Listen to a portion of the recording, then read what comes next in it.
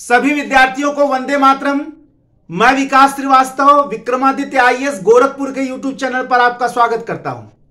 प्यारे विद्यार्थियों, आज आईएएस की तैयारी के क्षेत्र में आज मैं एक नया लेक्चर सीरीज प्रारंभ करने जा रहा हूं, आईएएस एक सफल रणनीति। अपने इस लेक्चर सीरीज के तहत मैं उन विधियों को बताऊंगा, उन तरीकों को बताऊंगा, उन सूत्रों को बताऊंगा, यहां तक कि उन रणनीतियों को बताऊंगा जिसके आधार पर आप आईएएस की परीक्षा में निश्चित रूप से सफलता प्राप्त कर सकते हैं।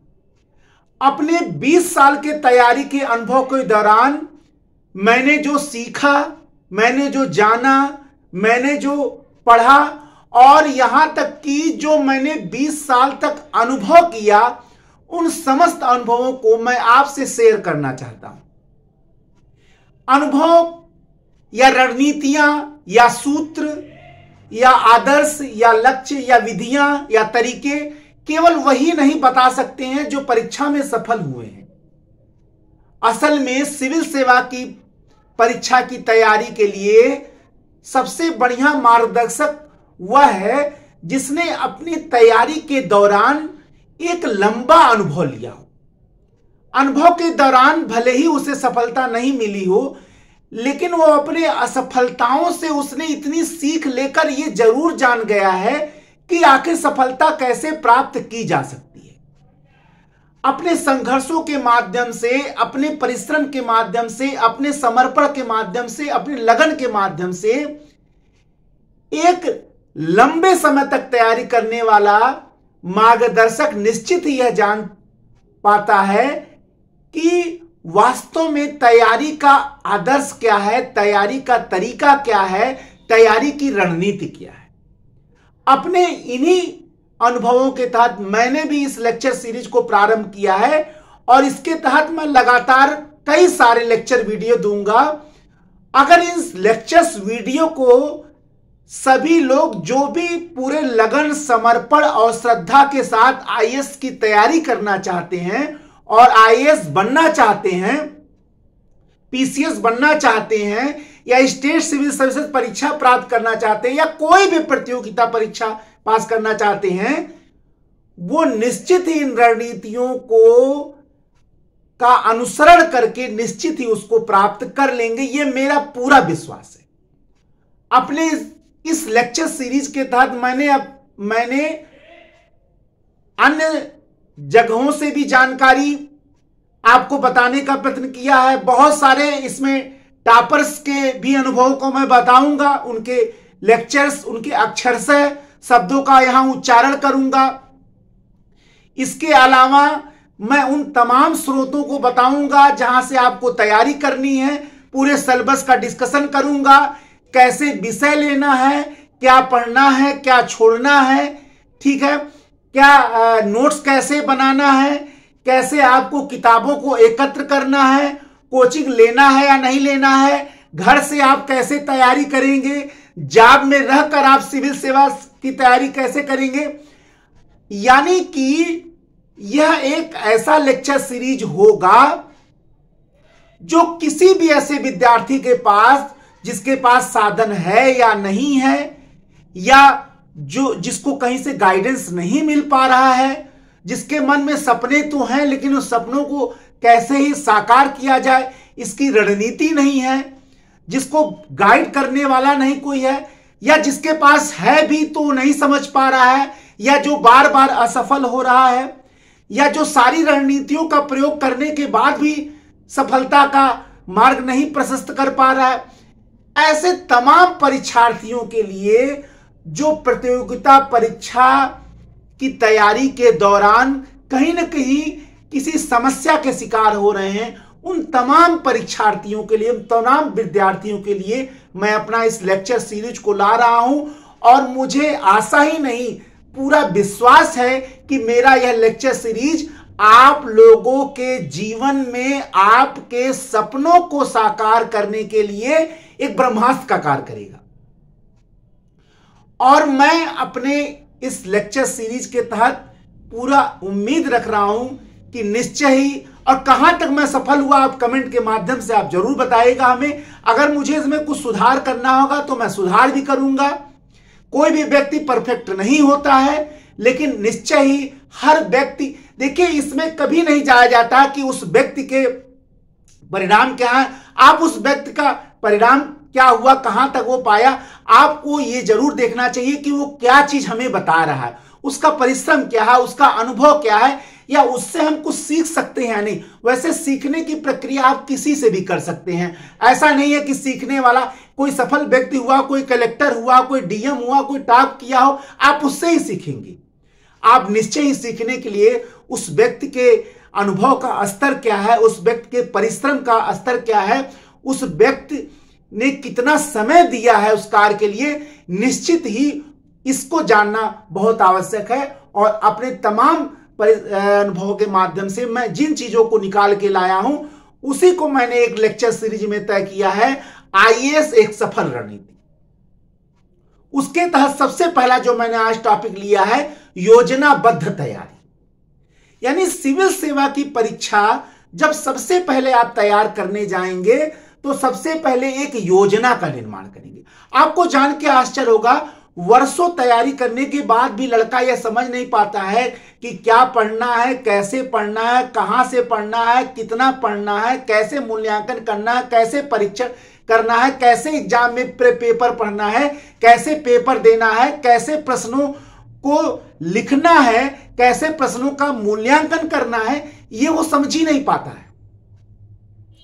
शायद मेरी बात सुनने में आश्चर्य भी लगता हो, लेकिन आप बहुत सारे विद्यार्थियों से ऐसा कहते सुनेंगे, या ऐसा आप उनसे हमेशा कहते सुनेंगे कि समझ ही नहीं आ रहा कहां से पढ़े और कैसे पढ़े, एग्जाम में प्रश्न कहां से आ जाता है समझ ही नहीं आ रहा, कैसे लिखे, वही प्रश्न बार बार आता है लेकिन फिर भी वो समझ नहीं पाते कि उसका उत्तर कैसे लिखना है, प्री के परीक्षा में कैसे प्रश्नों को हल करना है, मेंस के परीक्षा में कैसे, ये सारी रणनीति वो समझ ही नहीं पाते।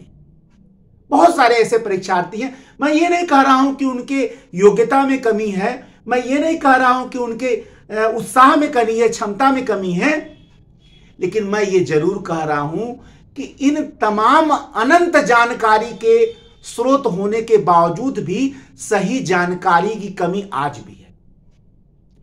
तो अब सही जानकारी की कमी का मतलब यह हुआ कि योजना की तैयारी, आप योजना की तैयारी की कमी है।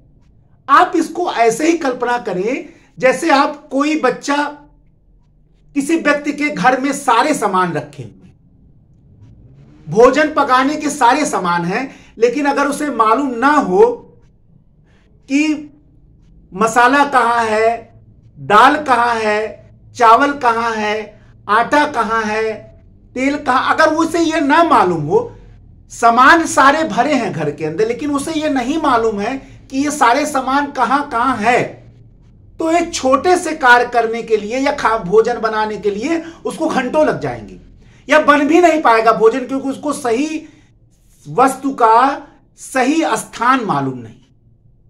उसी प्रकार सिविल परीक्षा की तैयारी के दौरान अगर आप पूरे योजनाबद्ध रणनीति बनाकर तैयारी नहीं कर रहे हैं तो नहीं पता चल पाता है, और वर्षों गुजर जाते हैं या जानने में कि क्या पढ़ना है, कैसे पढ़ना है, कितना पढ़ना है, कहां से पढ़ना है, ये जानने में वर्ष लग जाए।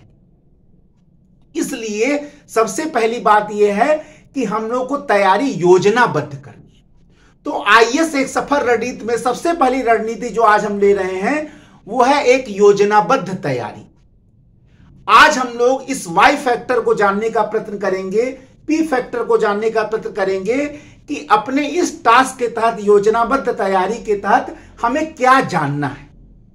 अब योजनाबद्ध तैयारी के तहत सबसे पहले हम क्या जानेंगे, क्या पढ़ना है, कैसे पढ़ना है, कहां से पढ़ना है, कितना पढ़ना है, कितना देर तक पढ़ना है, कैसे रिवीजन करना है, कैसे प्रैक्टिस करना है, कैसे परीक्षा में प्रश्न को पढ़ना है, कैसे परीक्षा में प्रश्न को लिखना है, ये सारी चीजें हम जानने का प्रयत्न करेंगे। यानी जब हम योजना का निर्माण करते हैं तो हम इन प्रश्नों का उत्तर ढूंढते हैं, और कोई भी सिविल सेवा का सफल परीक्षार्थी जब तैयारी करने जाता है तो वो इन प्रश्नों का जवाब जरूर ढूंढता है। और जिस सफल सेवा और जो सिविल सेवा की तैयारी करने वाला परीक्षार्थी इन प्रश्नों का जवाब नहीं ढूंढ पाता है, तो आप समझिए कि वो हर समय सफलता की तैयारी के दौरान जो है उसके सफलता में प्रश्न चिन्ह लगा रहता है। वो ये नहीं समझ मान लीजिए वो तैयारी बहुत अच्छे से कर रहा है, एक समय ऐसा आएगा वो समझ नहीं पाएगा कौन सा विषय कितना देर पढ़े। मान लीजिए वो बहुत अच्छी तैयारी कर रहा है, कभी ये नहीं समझ पाएगा कि कितनी किताबें पढ़ें। अगर वो पहले से तैयारी करके नहीं रखा कि इतनी किताबें में पढ़नी है, तो वो समझ नहीं पाएगा आए मौके पे कौन कौन सी किताब पढ़े, कल एग्जाम है। फिर ये मान लीजिए बहुत अच्छी तैयारी वो कर रहा है, लेकिन प्रश्न कैसे एग्जाम में लिखे। प्री के प्रश्न हल करते समय हमको ऑब्जेक्टिव होना कि सब्जेक्टिव होना है, क्या वो कैसे जान पाएगा कि क्या हमें प्री की परीक्षा में बहुत ज्यादा सेलेक्टिव होना है कि विस्तार से पढ़ना है, ब्रॉड पढ़ना है।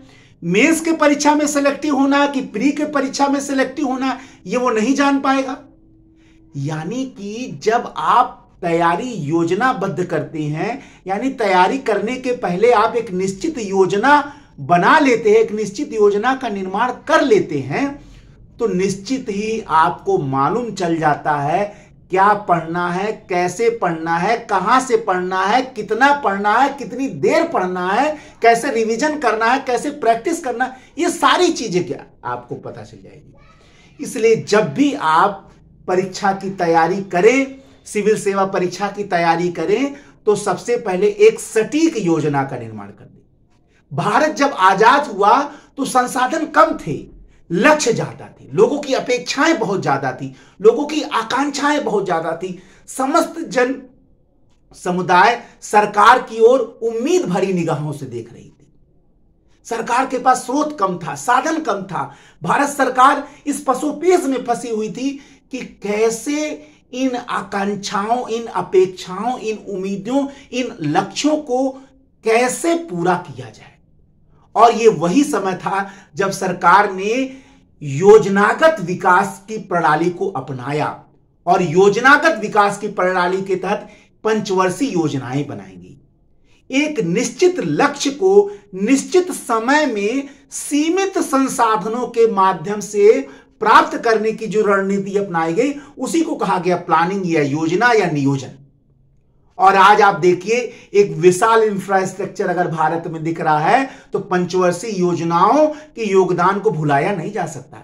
सेम यही केस आपको यहां भी अपनाना है कि योजनाबद्ध तैयारी जब आप करेंगे तो सीमित संसाधनों को, जिसके पास सीमित संसाधन उनकी बात भी मैं कर रहा हूं, सीमित संसाधनों को सीमित समय में अपने लक्ष्य की प्राप्ति के लिए सही प्रयोग आप कैसे करेंगे, ये रणनीति आप यहां से जान जाएंगे। तो सबसे पहले सिविल सेवा की तैयारी करने के पहले जो भी विद्यार्थी हों, उनको एक सफल योजनाबद्ध तैयारी प्रारंभ करनी है, यानी एक सफल योजना बना लेना है, जिसको कहेंगे योजनाबद्ध तैयारी। अब आपने योजना बना लिया, क्या पढ़ना है, कैसे पढ़ना है, कहां से पढ़ना है, कितना पढ़ना, ये एक एक टॉपिक पर मैं पूरा एक लेक्चर रखूंगा, पूरा लेक्चर वीडियो रखूंगा, एक एक चीज मैं आपको बताऊंगा कैसे पढ़ना है, कहां। लेकिन आज मैं उन योजना पे बात करूं कि योजना के तहत हम लोग क्या क्या बनाएंगे। इसके बाद अगले में हम वैकल्पिक विषय कैसे ले, ये भी मैं आपको बताऊंगा। कितना देर पढ़ाई करें, ये भी मैं बताऊंगा। परीक्षा में प्रश्न हल कैसे करें, ये भी मैं बताऊंगा। माइनस मार्किंग में हम हर हाल में निश्चित सफलता कैसे प्राप्त करें, ये भी मैं बताऊंगा। बहुत लोग कहते हैं बहुत ज्यादा किताबें नहीं पढ़नी है, बहुत ज्यादा तथ्य नहीं पढ़ने हैं, ये भी मैं बताऊंगा कि ये योजना प्री में काम आएगी कि नहीं, ये भी मैं आपको बताऊंगा। प्री में बहुत लोग कहते थे कि आप 2-4 किताबें ही पढ़िए, नामी नामी किताबों के नाम बता देते हैं, वो भी मैं बताऊंगा कि कैसे वहां पे आप सफल होंगे या नहीं। आप गिनती के कुछ लोगों के सिलेक्टिव पढ़े हुए लोग जब सफल हो जाते हैं, आपको आके बता देते हैं, तो वो पहले ही बता देते हैं कि इतना ही पढ़ लो हो जाओगे। ये निश्चित ही भ्रमित करने वाली परिस्थिति है, और ऐसे चीजों के बारे में आपको मैं जरूर बताऊंगा, अपने अनुभव को जरूर यहां शेयर करूंगा, और आपको अवश्य बताऊंगा। अगर आप बहुत ज्यादा सिलेक्टिव प्री के परीक्षा में हो गए तो निश्चित ही प्रश्न चिन्ह रहेगा आपकी सफलता पर। हाँ, मेंस में आप थोड़े बहुत सेलेक्टिव हो सकते हैं, लेकिन प्री के परीक्षा में सेलेक्टिव, ये सारी चीजें मैं आपको बता दूंगा अपने इस लेक्चर सीरीज अपने इस लेक्चर सीरीज के तहत मैं कई सारे वीडियोस दूंगा, और अपने इस वीडियो के तहत मैं ये जरूर बताऊंगा आप लोगों को कि अगर इन समस्त लेक्चर्स वीडियो को ध्यान से एक परीक्षार्थी पढ़ लेता है और उसके मन में संकल्प शक्ति है, उत्साह है, जुनून है, तो इन लेक्चर्स वीडियो का अनुसरण करके वो निश्चित सफल हो सकता है। ठीक है ना, निश्चित सफल होने की संभावना उसकी हमेशा रहेगी, और एक ऐसे विद्यार्थी के लिए निश्चित ये महत्वपूर्ण साबित होगा। ठीक है, तो अब मान लीजिए आपने योजना बना लिया, तो जब आपने एक सटीक योजना बना लिया, यानी आप योजनाबद्ध तैयारी के लिए बिल्कुल तैयार हो गए, प्रिपेयर हो गए, तो आपको क्या पता चला? योजनाबद्ध तैयारी के तहत सबसे पहले आपको परीक्षा की प्रणाली के बारे में पता चल गया। यानी कि जो लड़का योजनाबद्ध तैयारी कर रहा है उसको सबसे पहले परीक्षा प्रणाली के बारे में पता हो गया। परीक्षा प्रणाली के बारे में उसने पता कर लिया, फिर उसने सिलेबस के बारे में पता कर लिया, फिर उसको यह पता चल गया कि सब्जेक्ट क्या क्या है, कौन सा सब्जेक्ट हमें लेने चाहिए, अच्छा सब्जेक्ट का चुनाव कैसे हो यह भी उसको पता चल गया कि हम अपने रुचि के अनुसार तय करें, या मैंने ग्रेजुएशन में जो सब्जेक्ट लिया था उसको तय करें, या जिसका मटेरियल हमारे पास है उसको तय करें, या जिसका गाइडेंस हम देखिए। सब्जेक्ट लेते समय चर्चा उसके टॉपिक है, मैं एक एक बारे में विस्तार से पूरी डिस्कशन करूंगा। अब आप सब्जेक्ट लेने के पहले यह सोचते हैं कि उसका मेरे पास मटेरियल है कि नहीं, फिर आप सोच सकते हैं कि उसका मैं उसमें इंटरेस्ट रख रहा हूं कि नहीं, फिर आप ये सोचते हैं कि ग्रेजुएशन के समय वो विषय था या नहीं, वो ले कि नहीं, फिर आप सोचते हैं क्या उसका कोचिंग हमें मिल पाएगा कि नहीं, फिर बहुत सारे लड़के ये भी सोचते हैं कि ये बहुत ज्यादा अंकदायी है। अब आप सोचिए विषय का एक चुनाव करना है, लेकिन उसके पीछे इतने फैक्टर कार्य कर रहे हैं। इस पसोपेश से आप बाहर कैसे आएंगे ये भी मैं आपको बताऊंगा। ये सारे डिस्कशन मैंने आपको बताया कि उन समस्त समस्याओं को एक ऐसा परीक्षार्थी जो आईएएस की तैयारी करने जाता है, जो यूपीएससी की तैयारी करने जाता है, जो बीपीएससी की तैयारी करने जाता है, जो पीसीएस यूपी पीसीएस की तैयारी करने जाता है, या भारत की कोई भी राज्य सिविल सेवा की परीक्षा की तैयारी करने चाहता है, जितने प्रश्न उसके समक्ष तैयारी के पहले उठते सारे प्रश्नों को मैं यहां उत्तर दूंगा अपने लेक्चर सीरीज वीडियो के तहत। इस वीडियो को मैंने प्रारंभ ही इसीलिए किया है, और इस वीडियो के तहत मैं सारी रणनीतियों को आपको बताऊंगा। नाम ही मैंने रखा है आईएएस एक सफल रणनीति, और इस रणनीति के तहत मैंने आपको बताया योजनाबद्ध तैयारी हम लोग पहला टॉपिक लेकर चल रहे हैं, क्योंकि सबसे पहले तैयारी के पहले उसकी योजना बनेगी। अब जिस व्यक्ति जो योजना बना रहा है वो क्या क्या पता कर रहा है, परीक्षा की प्रणाली क्या है, सबसे पहली बात सिलेबस का डिस्कशन वो कर ले रहा है, फिर उसने वैकल्पिक विषय ऑप्शनल सब्जेक्ट को तय कर लिया, फिर उसने ये भी तय कर लिया कि पहले हमें जीएस पढ़ना है कि ऑप्शनल पढ़ना है, फिर वो ये भी तय कर ले रहा है कि पहले जीएस का 1 घंटा पढ़ना है, सिलेबस कितने देर पढ़ना है, फिर वो ये भी तय कर लिया कि इन चीजों को पढ़ने के लिए हम सामग्री कहां से लाएंगे, उन सामग्री में कौन कौन सी किताबें होंगी, तो क्या हम मानक किताबें लेंगे कि या कहीं से भी किताबें ले आएंगे, फिर वो ये भी तय करेगा कि सेल्फ प्रिपरेशन करें या कोचिंग से प्रिपरेशन करें, अच्छा क्या होगा, सेल्फ प्रिपरेशन अच्छा होगा, फिर कोचिंग के से प्रिपरेशन अच्छा होगा, फिर वह विद्यार्थी इस जवाब को भी ढूंढ लेगा कि ज्यादा अच्छा क्या पड़ेगा, कोचिंग से पढ़ना ज्यादा अच्छा पड़ेगा कि सेल्फ प्रिपरेशन अच्छा पड़ेगा, वो इसको भी तय करेगा। फिर बहुत सारे ऐसे विद्यार्थी हैं जो जॉब के तहत तैयारी कर रहे हैं, तो वो ये सोचेंगे कि जॉब में रहकर तैयारी हो पाएगा कि नहीं, ये भी प्रश्न के उत्तर वो ढूंढ लेगा। अच्छा मान लीजिए उसको परीक्षा की प्रणाली पता चल गई, परीक्षा का सिलेबस वो जान गया, सब्जेक्ट उसने तय कर लिया, कितना देर पढ़ना है, कितने घंटे पढ़ना है, अब वो कितने दिनों में इसको पूरा तैयार करना है, पूरे साल भर का एक शेड्यूल होगा, एक प्लानिंग होगा, आज क्या पढ़ना है, कल क्या पढ़ना है, परसों क्या पढ़ना है, ये बिल्कुल क्लियर पिक्चर आपके सामने हो जाएगा। ऐसा नहीं है, देखिए आपको मैं बताऊं, एक आईएएस टॉपर का इंटरव्यू था, उस टॉपर ने साक्षात्कार में बताया कि टॉप करने के बाद जब एक पत्रिका को इंटरव्यू उसने दिया तो उसने बताया कि मैं रात तक अपने आज की योजनाओं को रात तक पूरा कर लेता था और तब तक नहीं सोता था जब तक कल की योजना में बना नहीं लेता था। एक टॉपर ने अपने इंटरव्यू में पत्रिका को टॉप करने के बाद पत्रिका ने जब इंटरव्यू तो उसने बताया कि मैं दिन भर की योजनाओं को जब पूरा कर लेता था तो रात में तब तक नहीं सोता था जब तक मैं कल की योजना बना नहीं लेता था। यानी उसकी साल भर की पूरी तैयारी योजनाबद्ध थी, रणनीति थी। आज क्या पढ़ना है, कल क्या पढ़ना है, परसों क्या पढ़ना है, कितने देर पढ़ना है, किस किताब से, ये सारी चीजें वो बना लेता था। आप कल्पना करिए कि जिस दिन आप ये सारी चीजें जान लेंगे तो कितना सरल हो जाएगा तैयारी। जब आप योजनाओं पर कार्य करने लगते हैं, जब आप रणनीतियों पे कार्य करने लगते हैं तो कठिन से कठिन चीज सरल हो जाता है। लेकिन उन योजनाओं को, उन रणनीतियों को बनाना ही कठिन कार्य है। और उस कठिनाई, क्योंकि वही जो है नहीं लोग कर पाते हैं। और जब नहीं कर पाते हैं तो समस्याओं के श्रृंखला में फंसते चले जाते हैं। और ये बताने की जरूरत नहीं है कि जितने विद्यार्थी हर साल जुड़ते हैं उससे ज्यादा हर साल मायूस होकर, असफल होकर लौटते भी हैं। बाद में जाकर भले ही सफल हो जाते हैं लेकिन उनके मन में इसके प्रति निराशा जरूर पैदा हो जाती है। इन्हीं सारे निराशाओं को, इन्हीं सारे असफलताओं को, इन्हीं सारे परेशानियों को, इन्हीं सारे समस्याओं को दूर करने का ही मेरा लक्ष्य अपने इस लेक्चर वीडियो के तहत है। मैं अपने जो पूरे जीवन को मैंने इस तैयारी में जो लगाया, पूरा अनुभव देने के लिए मैं यहां हूं। एक बात हमेशा याद रखिएगा कि इसमें कोई दो राय नहीं है कि हमारे हाथ में केवल परिश्रम है, हमारे हाथ में केवल मेहनत है, हमारे हाथ में केवल रणनीतियां हैं, हमारे हाथ में केवल संकल्प है, हमारे हाथ में केवल श्रद्धा है, लगन है, परिश्रम है, समर्पण है। हमारे हाथ में हमारा भाग्य नहीं।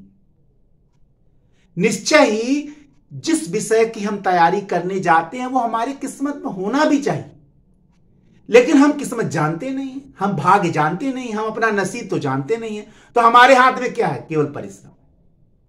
और मैं जो भी डिस्कशन कर रहा हूं केवल परिश्रम के स्तर पर करता हूं। मैं भाग्य नहीं बांध सकता, अपना भाग्य नहीं बांध सकता, तो मैं आपका भाग्य कैसे बांध सकता हूं? मैं आपको केवल कर्म के बारे में बता सकता हूं, मैं आपको परिश्रम के बारे में बता सकता हूं, मैं आपको रणनीतियों के बारे में बता सकता हूं, मैं आपको योजनाओं के बारे में बता सकता हूं, मैं आपको समर्पण के बारे में बता सकता हूं, मैं आपको लगन के बारे में बता सकता हूं, मैं आपको उत्साह के बारे में बता सकता हूं, मैं आपको संकल्प के बारे में बता सकता हूं, मैं आपको मनोबल के बारे में बता सकता हूं, मैं आपको अभिप्रेरणा के बारे में बता सकता हूं। इन सारे चीजों का बखान आपके समक्ष कर सकता हूं। इन सारी चीजों का आपके जीवन में, आपके सफलता में योगदान के बारे में वर्णन कर सकता हूं, लेकिन मैं आपका भाग्य नहीं बना सकता और कोई भी शिक्षक नहीं बना सकता। अगर कोई दावा करता है कि मैं ये कर दूंगा आप ये हो जाएंगे, वो नहीं सही है। मैं आपको इन समस्त तत्वों के बारे में बता सकता हूं जो कर्मगत है, भाग्यगत नहीं है। मैं कर्मगत वाचन कर सकता हूं। मैं उन बाधाओं को आपके समक्ष रख सकता हूं जो बाधाएं आपको सफलता के मार्ग में एक हमेशा प्रश्न चिन्ह खड़े किए रहते हैं। लेकिन मैं आपको उन बाधाओं को दूर करने की विधियां बताऊंगा। लेकिन अगर कोई ये कहता हो कि मैं सफल हूं और मैं उन रणनीतियों को आपको बता दे रहा हूं जिससे आप सफल हो जाएंगे, तो आप तो जान ही रहे हैं कि उन्हीं रास्तों से कुछ लोग एवरेस्ट पे चढ़े और उन्हीं रास्तों पे चलकर कुछ लोग एवरेस्ट पे नहीं चढ़ पाए। हर व्यक्ति की अपनी क्षमताएं हैं, अपनी रणनीतियां हैं, अपनी शक्ति है। कोई जो नहीं कि एक व्यक्ति के लिए जो रणनीति काम आ गई अगले के लिए वही रणनीति काम आ जाए। कोई 8 घंटा पढ़कर सफल हो गया, कोई 8 घंटा पढ़कर नहीं सफल हो पाया और 12 घंटा पढ़कर सफल हुआ। कोई 16 घंटा पढ़कर सफल हो गया, बहुत सारे लोग 16 घंटा पढ़कर अस्पताल में भर्ती हो गए। कैसे आप कह सकते हैं कि एक ही रणनीति पर चलकर? ठीक है, सफल रणनीतियां आपको उत्प्रेरित करती हैं, आपका मार्गदर्शन करती हैं और आपको सफलता दिलाने में सहायक होती हैं, लेकिन यह कोई नहीं कह सकता कि उन्हीं रणनीतियों पर चलकर अगला सफल हो ही जाएगा। सफलता की कुछ कॉमन रणनीतियां हैं, केवल हम उसी पे बात करेंगे जो सबके लिए सामान्य है।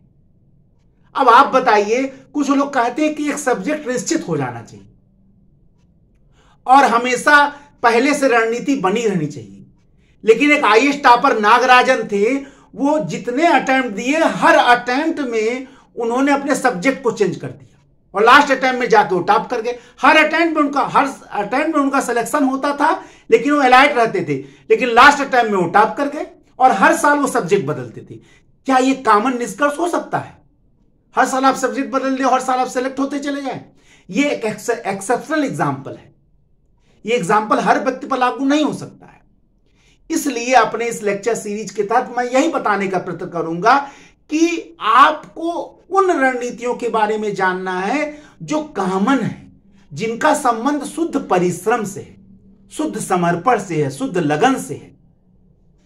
उन चीजों को बारे में बताया जाएगा जो सबके ऊपर कॉमन है, जो सबके ऊपर समान रूप से लागू हो सकता है, चाहे वो कमजोर विद्यार्थी हो, चाहे वो तेज विद्यार्थी हो, चाहे वो गरीब विद्यार्थी हो, चाहे अमीर विद्यार्थी हो, चाहे उसकी परिस्थिति कैसी भी हो, हर विद्यार्थी के ऊपर समान रूप से लागू हो सकता है, जिसके लिए कोई विशेष योग्यता की आवश्यकता नहीं है, जिसके लिए केवल संकल्प शक्ति की आवश्यकता है, लगन, परिश्रम, श्रद्धा, समर्पण, मनोबल की आवश्यकता है। बस उसी की जरूरत है और मैं वो आपको यहां पे यही बताने का प्रयत्न करूंगा। अच्छा, अब मान लिए एक व्यक्ति ने योजना बना लिया। अब जब उसने योजना बना लिया तो उसको क्या पता चल गया? अब मैं आप देखिए, आपको उन्हीं योजनाओं को अपने लेक्चर सीरीज के तहत जब पूरे लेक्चर सीरीज जिस दिन कंप्लीट होगा, जिसमें बहुत सारे वीडियो देंगे, मैं गिनती नहीं बता सकता, 100 वीडियो भी हो सकते हैं, लेकिन जिस दिन सारे लेक्चर सीरीज पूरा करूंगा उस दिन आपको पूरी योजना तैयार हो जाएगी और उन समस्त लेक्चर सीरीज के बाद जो है आप ये पता करने की स्थिति में पूर्ण रूप से हो जाएंगे क्या पढ़ना है, कैसे पढ़ना है, कहां से पढ़ना है, कितना पढ़ना है। और अगर आपने उन रणनीतियों को पूरा कर लिया तो निश्चित सफलता की पूरी संभावना रहेगी। भाग्य के स्तर पर कोई कमी हो जाए लेकिन कर्म के स्तर पर कोई कमी नहीं। मेरा यहां उद्देश्य यही है बताना कि भाग्य, कर्म के स्तर पर कोई कमी ना हो। भाग्य को मैं नहीं बता सकता, भाग्य तो अपना नहीं कोई बता सकता, दूसरे का क्या बता सकता है। लाख परिश्रम करके भी आदमी नहीं सफल हो पाता है तो लेकिन वो दूसरों, भाई एक पत्थर को तोड़ने के लिए 100 चोट मारे गए, 99 चोट तक तो वो पत्थर नहीं टूटा, लेकिन जब 100वां चोट मारा गया तो पत्थर टूट गया। अब 100वें चोट को ये गुमान हो गया, घमंड होगा कि मैंने पत्थर को तोड़ा, लेकिन उस 100वें चोट को ये नहीं मालूम था कि उस पत्थर को तोड़ने में उन 99 असफल चोटों का सबसे बड़ा योगदान है, जिसने पत्थर को कमजोर कर दिया और 100वें चोट के माध्यम से पत्थर टूट गया।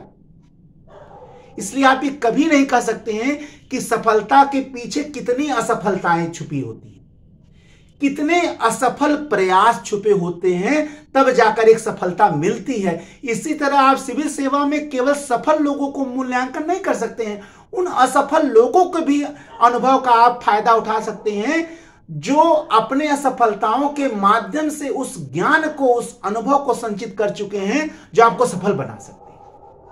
और इसी सीरीज के तहत मैंने उन्हीं अनुभवों को इसमें पिरोया। अच्छा, अब एक व्यक्ति का योजना तैयार हो, अब योजना अगर उसने तैयार कर लिया तो उसने क्या जान लिया। अब देखिए योजनाबद्ध तैयारी में क्या होता है।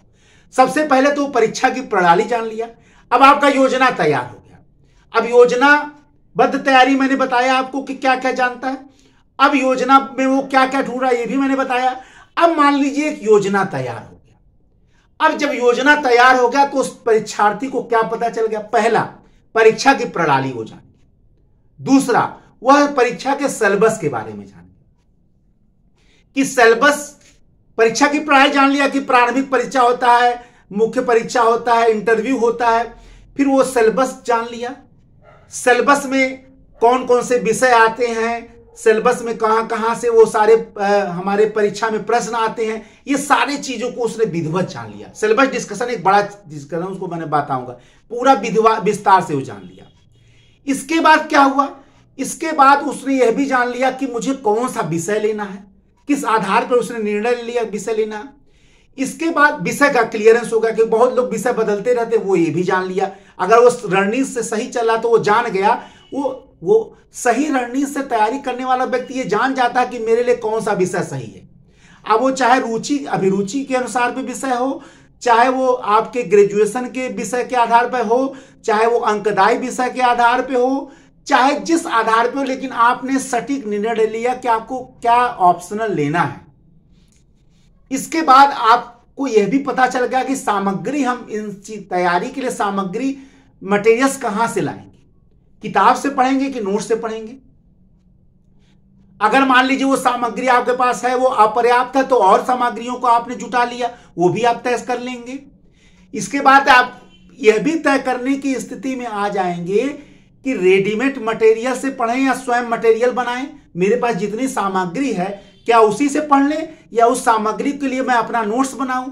अच्छा, जब नोट्स बनाना है आपने तय कर लिया है तो 2 किताब से बनाऊं कि 10 किताब से बनाऊं कि 20 किताब से बनाऊं, ये भी जानना बहुत जरूरी है। क्योंकि जो प्रश्न आ रहे हैं वो उन प्रश्नों का कोई भी लिमिट्स नहीं है और आप पढ़ाई लिमिटेड करने जा रहे हैं और लिमिटेड पढ़ाई से आप अनलिमिटेड परीक्षा को पास करने जा रहे हैं, तो आप खुद ही समझ लें कि हमेशा प्रश्न चिन्ह लगा रहेगा।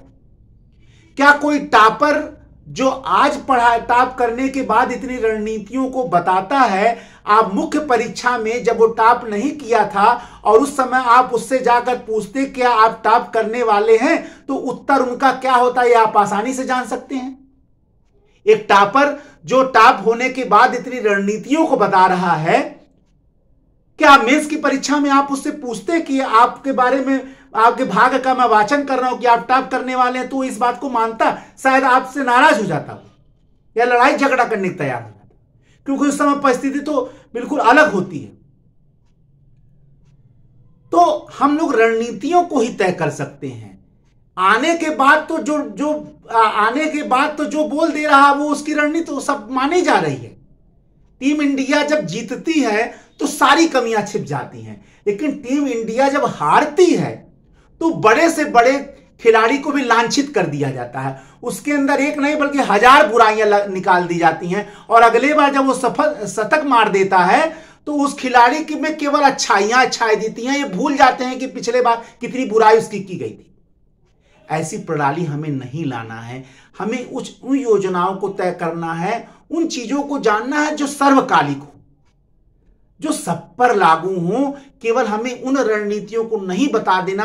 कोई कह दे रहा केवल हम यूट्यूब से टॉप कर लिए, कोई कह रहा है केवल हम इंटरनेट से टॉप कर गए, कोई कह रहा है कि हम इतने पढ़ के टॉप कर गए, मैंने बस इतना सिलेबस पढ़ा था टॉप कर गए। देखिए ये सारी चीजें उन विद्यार्थियों को बहुत ज्यादा कष्ट में डाल देता है जिनके पास बहुत कम संसाधन है, जिनके पास अपेक्षाएं हैं लेकिन उनके पास संसाधन नहीं है, उनके पास और बहुत सारे ऐसे विद्यार्थी हैं जो उसी लेक्चर्स को पढ़कर नहीं समझ पा रहे हैं, तो उनके लिए तो बहुत परेशानी हो गया।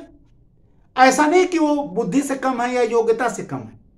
तो निश्चय ही आप कोई भी मानक स्थापित नहीं कर सकते हैं किसी चीज का कि बस आप ये मतलब मेरे कहने का यहां मूल मतलब यही है कि आप बिल्कुल इस बात को ना समझें कि जिसने जो कह दिया वही एकमात्र मानक है, ठीक है ना। इसीलिए मैंने अपने लेक्चर सीरीज के तहत केवल उन्हीं चीजों को लेकर रखा हूं जो सब पर लागू हो सकता है। इसमें कोई भी दृष्टिकोण या कोई भी रणनीति ऐसा नहीं है जो अतिवादी हो, कोई भी ऐसा दृष्टिकोण नहीं है जो भाग्यवादी हो, कोई भी ऐसा दृष्टिकोण नहीं है जो केवल टॉपर करते हो या आम बच्चा ना कर पाए।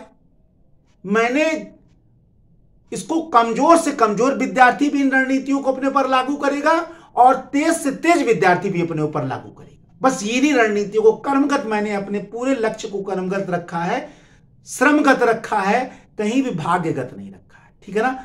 जो भी हो ये पूरी रणनीतियां मैंने बनाया है और मैं पूरी अपेक्षा रखता हूं।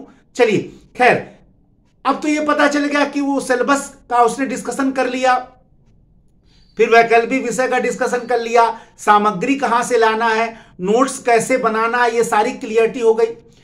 अब वो साल भर की रणनीति बनाएगा कि इस महीने में क्या पढ़ना है, उस महीने में क्या पढ़ना है, फिर कब हमको प्री छोड़कर मेंस की तैयारी करनी है, फिर कब हमको मेंस छोड़कर प्री की तैयारी शुरू कर देनी है, क्योंकि जब एक प्री की परीक्षा आएगी तो 2-4 महीने पहले हमको केवल प्री के पॉइंट ऑफ व्यू से तैयारी करना है।